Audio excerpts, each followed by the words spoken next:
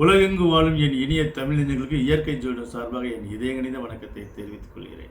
எந்த ஒரு வெற்றியையும் தோல்வியையும் கிரகங்கள் தான் நிர்ணயிக்கிறது என்பதை ஆதாரமாக எடுத்துக்கொண்டு இயற்கை ஜோதிடத்தின் வெளிப்படையான கருத்து என்னவென்றால், ஒருவர் நல்லவராக இருக்கட்டும் கெட்டவராக இருக்கட்டும், ஒருவர் நல்ல எண்ணங்களோடு இருக்கட்டும் கெட்ட எண்ணங்களோடு இருக்கட்டும், அவருடைய தசாபுத்திகளும் அன்றைக்கு நடக்கக்கூடிய கோச்சாரங்களும் தான் அவருடைய வெற்றி தோல்விகளை நிர்ணயிக்கிறது என்பதுதான் இயற்கை ஜோதிடத்தின் ஆழ்ந்த கருத்தாகும். அப்படி பார்க்கும்பொழுது நரேந்திர மோடி அவர்கள் பிறந்த தேதி 17/9/1950. தற்பொழுது நாடாளுமன்ற தேர்தல் நடக்கும் நாள் 19/4/2024.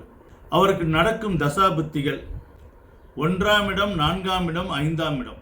2ஆம் இடத்து அதிபதியும் 5ஆம் இடத்து அதிபதியும் குரு பகவான் 4ஆம் இடத்தில் இருந்தும், அந்த 4ஆம் அதிபதி இருக்கக்கூடிய இடத்தில் 5ஆம் இடத்தில் ராகு பகவானும், இந்த 3 கிரகங்களும் விருச்சிக ராசிக்கு ஃபேவரான கிரகங்கள். செவ்வாய் பகவான் ஆட்சி பெறக்கூடிய இடம் விருச்சிக ராசி.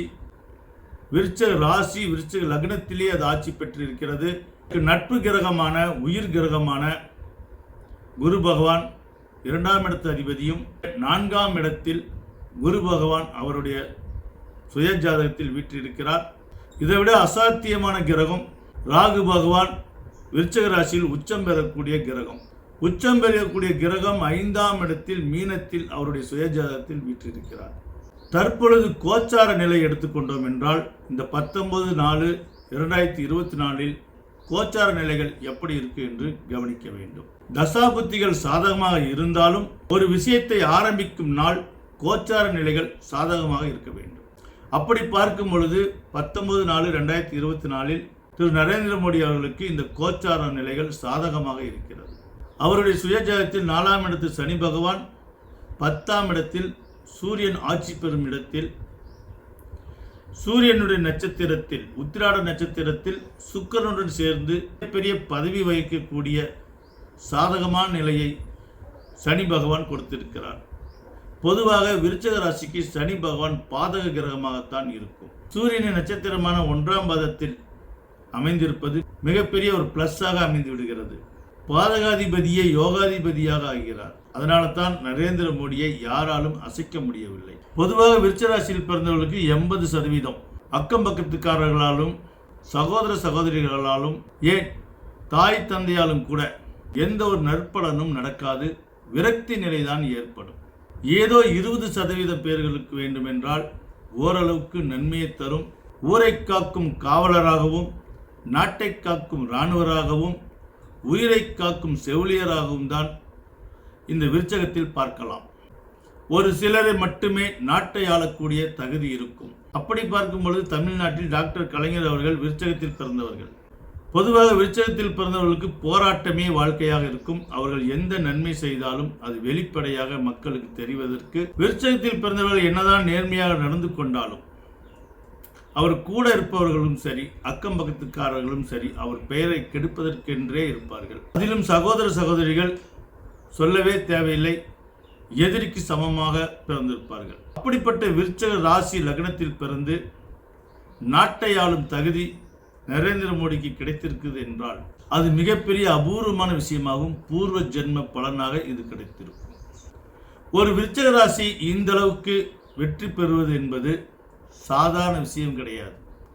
கோடியில் ஒருத்தருக்கு தான் இந்த மாதிரி ஒரு வாய்ப்பு கிடைக்கும். அப்படி பார்க்கும்பொழுது விருச்சிக ராசி விருச்சிக லக்னத்தில் பிறந்த இவர் கட்சியில் என்று அடியெடுத்து வைத்தாரோ, அடியெடுத்து வைத்த நாளிலிருந்து இன்று வரை தோல்வியை சந்திக்காமல் இருக்கிறார். அதுவே மிகப்பெரிய ஒரு சாதனை. இறைவன் அவர் சுய ஜாதகத்தை அந்த அளவுக்கு ஸ்ட்ராங்கா எழுதியிருக்கிறார். அதே போல் ஒவ்வொரு தடவையும் அவர் போட்டியிடும் பொழுது அவருக்கு தசாபுத்தி சாதகமாகவும் கோச்சாரங்கள் சாதகமாகவும் அமைந்திருக்கிறது. வர இருக்கக்கூடிய 19/4/2024 அன்றும் கோச்சார நிலைகள் மிக வலுவாக சாதகமாக இருக்கிறது. ஒரு களத்தில் 4 பேர் நிற்கிறோம் என்றால் சுய ஜாதகத்தில் கிரக நிலைகள் ஸ்ட்ராங்காக இருந்தும் தசாபுத்திகள் ஸ்ட்ராங்காக இருக்க வேண்டும். தசாபுத்திகள் ஸ்ட்ராங்காக இருந்தாலும் அன்றைய கோச்சார நிலைகள் ஸ்ட்ராங்காக இருக்க வேண்டும். இந்த 3மே நரேந்திர மோடிக்கு 100% ஸ்ட்ராங்காக இருக்கிறது. 15/5/23 20/4/2024 வரை செவ்வாய் திசையில் குரு புத்தியில் ராகு அந்தரம் ஓடிக்கொண்டிருக்கிறது. ஆக தசாபுத்தி இவர்களுக்கு எப்படி சாதகமாக இருக்குது என்றால், லக்னாதிபதியான செவ்வாய் பகவானின் ஆட்சியாகவும் 2க்கும் 5க்கும் அதிபதியான குரு பகவான் அவருடைய சுயஜாதகத்தின் 4ஆம் இடத்தில் இருக்கிறார். இந்த 4ஆம் இடத்தில் கிரகத்தின் புத்தி நடந்து கொண்டிருக்கிறது. 5ஆம் இடத்தில் ராகு பகவான் சுயஜாதகத்தில் இருக்கிறார். அவருடைய அந்தரமும் தற்போது ஓடிக்கொண்டிருக்கிறது. இந்த தசாபுத்தி ஆரம்பம் எப்போது என்றால் 15/5/23 இருந்து 20/4/2024 வரை இந்த தசாபுத்தி நடந்து கொண்டிருக்கிறது. 20/4/2024 முடியக்கூடிய தசாபுத்தியில் ஒரு நாள் முன்னதாகவே 19ஆம் தேதியே இந்த தேர்தல் நாள் துவங்கி விடுகிறது. அதுதான் வெற்றியின் ரகசியமாக இருக்கிறது.